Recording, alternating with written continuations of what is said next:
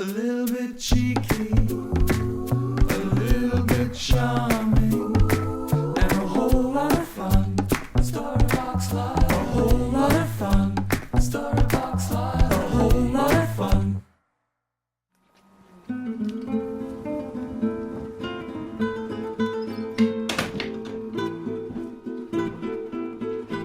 My name is Leigh Hobbs and I'm an artist and an author. And this is where I do everything in here. This is my studio. Old Tom and Mr. Chicken headquarters, HQ. This drawing board Dad made, but I've used since I was about 5 or 6. And it's got drawings and marks that I made like nearly 60 years ago now, so it's not for really a sentimental reason that I use it. I just am comfortable with the drawing board on my lap. I suspect that even as a child, as a kid, I had a habit or whatever that I'd humanise things, like I'd put, eyes or a face on a chicken or fangs on a car.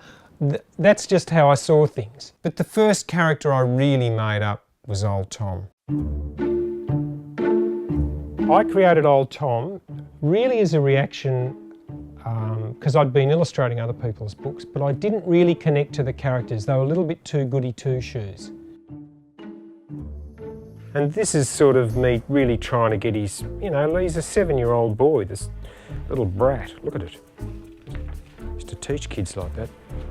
So in Old Tom, the pictures are from a child's point of view. The text is from an adult's point of view. So it says, Old Tom tried to be good, the text, but the picture sees him looking like this, with his hand out towards a fish. So the kids know, they do some work, they know that I'm saying 2 different things. This is a drawing of Old Tom looking for lunch. And I think kids like the idea of stretching a bit, because then they feel that they own it. They're creating the world.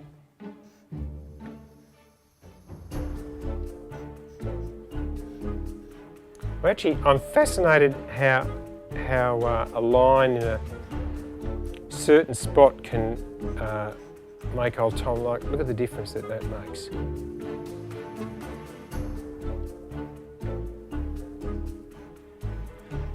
And that's what I mean, all my books really are character studies. Seeing how far I can push the characters. All my characters are a little bit of me. They have to be, they all come from me. I don't know about appearance, but they are all, to a greater and lesser degree, a bit of me. Even Horrible Harriet I recognise a bit. Fiona the pig, I understand her motivation, but pink's not my favourite colour. The starting point for me for any project, but if you're talking about a book, is a rush of enthusiasm. It's usually a really simple idea that amuses me, and I just sort of go for it. Inevitably, I run out of puff at some stage, then it's hard work. But I know now from experience that that's part of the process. But initially, it's this ping that goes off.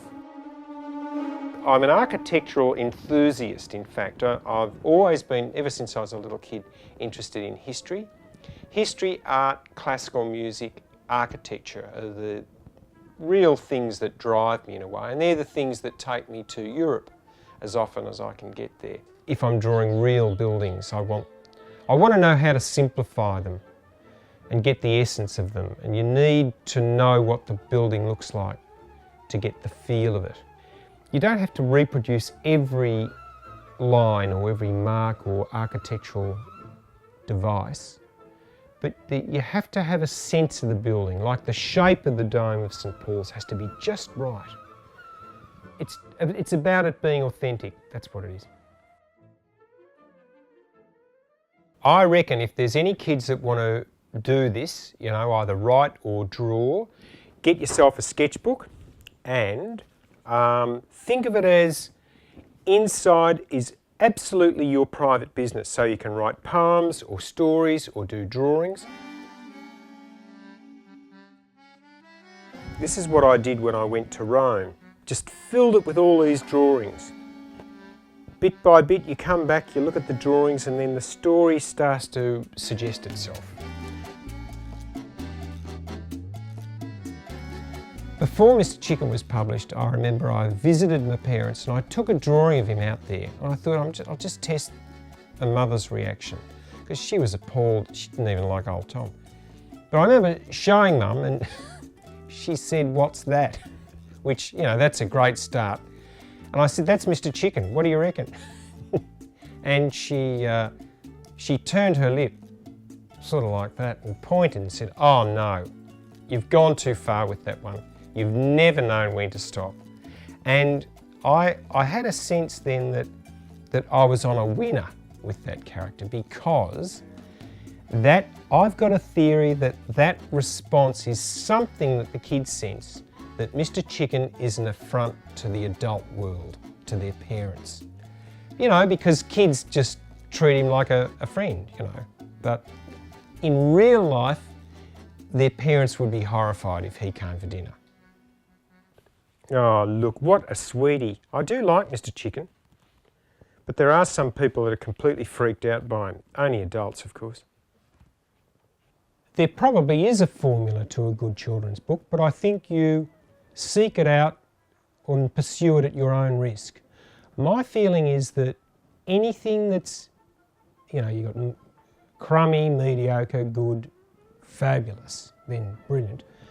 The higher it up, there's an element of mystery as to why it works and what makes people connect to it. Like the music of certain, you know, well, all of Mozart's music, but certain beautiful music, or a wonderful painting, or a terrific sentence in a book. There's a magic to it, and I think there's you don't need to kill it off and tread on it by analysing it too much. And I know with, you know, my stuff, modestly, I have to go by instinct. You know, if I try and follow a formula, I'm lost.